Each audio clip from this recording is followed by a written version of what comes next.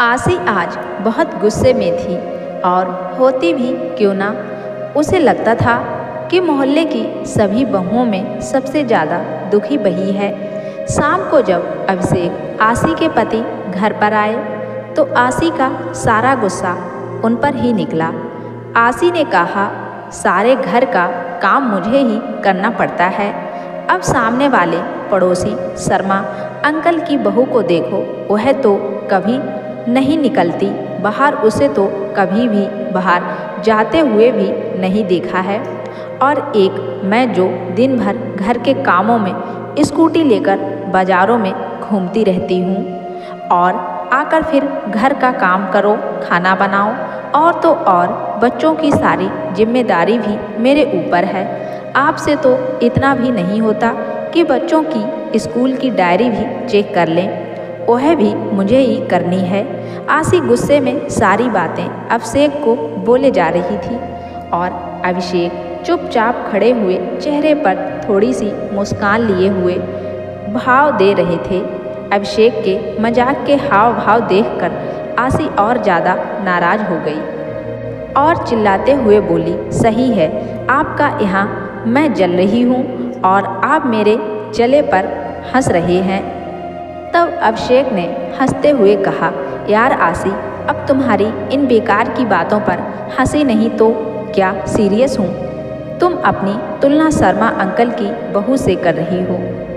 तुम्हें पता है शर्मा अंकल और आंटी दोनों अपनी बहू को घर से बाहर खड़ा तो नहीं होने देते, वह बाहर कैसे निकलेगी। तुम तो शुक्र करो तुम्हारे ऊपर ऐसी कोई बंदिश नहीं है। तुम चाहे जहाँ जाओ और तुम्हारा मन करे वह पहनो, फिर भी तुम संतुष्ट नहीं हो। तब आसी ने कहा, यहाँ कोई आज़ादी है मेरी, सारे दिन लगे रहो बाज़ारों में। मैं भी चाहती हूँ कि कभी कभी मुझे किसी चीज़ के लिए बाज़ार जाने का मन ना करे तो वह चीज़ तुम मुझे लाकर घर में दे दो, पर तुमसे तो उम्मीद करना ही बेकार है। तभी तो मेरा एक पैर घर में होता है और एक पैर बाज़ार में। तब अभिषेक ने कैसे जैसे आसी को मनाया और फिर रात का खाना खाकर सब सो गए। अगले दिन आसी किसी काम से बाजार के लिए निकली ही थी, तभी उसे आवाज़ आई, दीदी इधर देखो। आसी आवाज़ सुनकर भी अपना वहम समझकर आगे बढ़ने लगी। फिर दोबारा उसे वही आवाज़ आई। तब उसने देखा शर्मा अंकल की बहू अपने कमरे की खिड़की से उसे आवाज़ दे रही थी। जब आसी ने उसकी तरफ देखा तो उसने इशारा करते हुए अपने पास बुलाया और कहा, भाभी क्या आप मुझे लाल रंग की नेल पॉलिश ला दोगे? मैंने अपने पति से कहा था, पर उनके पास समय की कमी होने की वजह से उन्होंने मुझे टाल दिया था। कहा कभी और बाद में ला दूंगा। तब आसी ने कहा, अरे तो ऐसा करो, तुम चलो ना मेरे साथ, तुम बाजार भी घूम आओगी और तुम्हें जो भी सामान चाहिए वह ले लेना और साथ में अपने दोनों गोलगप्पे भी खाएंगे। इतना सुनते ही शर्मा अंकल की बहू की आंखों में आंसू आ गए और बोली, दीदी मेरी किस्मत आपके जैसी नहीं है। मैं अपनी पसंद से कुछ भी नहीं खरीद सकती हूँ। जो भी कुछ घर वाले अपनी पसंद से लाकर देते हैं वही पहन लेती हूँ।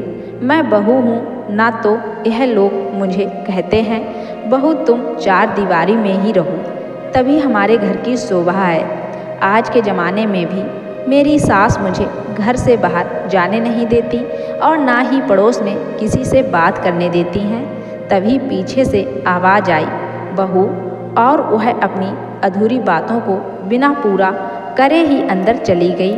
और उसके अंदर जाने के बाद आसी यह सोचने पर मजबूर हो गई कि किस्मत किसकी खराब निकली, मेरी कि मुझे अपने घर और बाहर दोनों का काम संभालना पड़ता है, या शर्मा अंकल की बहू की जो अपने घर के बाहर भी खड़ी भी नहीं हो सकती। आसी सोचने लगी कि मैं तो हमेशा यही सोचती थी कि शर्मा अंकल की बहू के तो ऐसे हैं जो उसे घर पर बैठे बिठाए हर सामान मिल जाता है, पर आज वह अपनी किस्मत को सराह रही थी क्योंकि चाहे काम के बहाने ही सही वह घर से बाहर निकल तो सकती है, जिससे चाहे उससे बात कर सकती है, अपनी पसंद का कुछ भी खरीद सकती है। अगर मुझे ऐसे चार दीवारी में कैद कर दिया जाता तो आज वह भी ऐसे ही तड़पती जैसे शर्मा अंकल की बहू आज छटपटा रही है। आज आशी को समझ आ गया था कि जैसा हमें दूर से दिखाई देता है, सच्चाई में अक्सर ऐसा होता नहीं है। इसलिए दोस्तों कहते हैं ना कि हमें जो भी मिला है हमें उसमें संतुष्ट रहना चाहिए, क्योंकि भगवान ने हमें हमारे हिसाब से सबसे बेहतर दिया है। कभी भी दूसरों को देखकर नहीं चलना चाहिए।